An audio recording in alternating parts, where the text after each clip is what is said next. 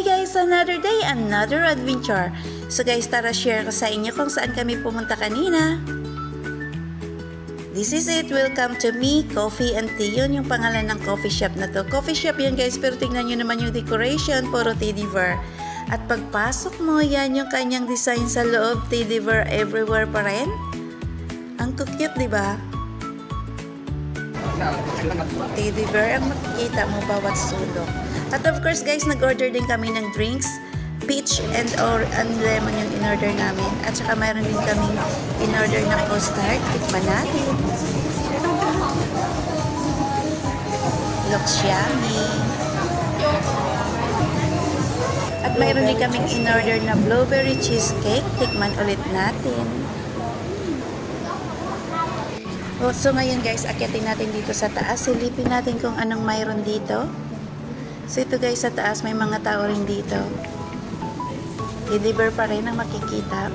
At may meron silang maliit na terrace dito. Yan guys, tignan nyo. Matatanang mo yung kabilang building. So ngayon, baba ulit tayo. Ang cute nila, diba? So dito naman kami ngayon sa kalsada. Dito kami mag-Victoria. So ayan. Actually guys, napuntahan ko na dati itong building na to. Hindi lang namin napasok kasi nagmamadali kami. Kaya binalikan namin talaga ngayon. At ganun pala kaganda sa loob. Oops, balik tayo dito sa kabila kasi walang tao sa may malaking teddy bear. Dito naman tayo mag-pictorial. Ganda, di ba? Picture, picture!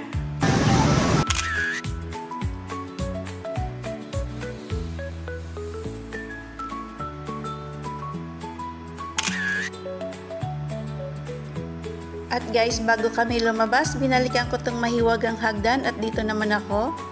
O ayan. So now, palabas na sana kami pa uwi pero naisipan naming pasukin tong pink building na teddy bear. At guys, tignan nyo yung loob, ang ganda rin. Hindi na kami nag-order ng drinks dito kasi naka-order na kami sa kabila. Pareho lang naman to. Dito naman ay mga pink teddy bear, doon sa kabila ay puro red at saka brown. Dito tignan mo, pink like pink. Ayan, picture ulit. So now this is it. Pababa na kami guys. Picture pa rin. Tingnan niyo yung view.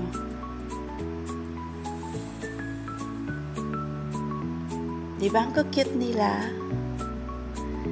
So that's all for now. Uwian na. Thank you for watching.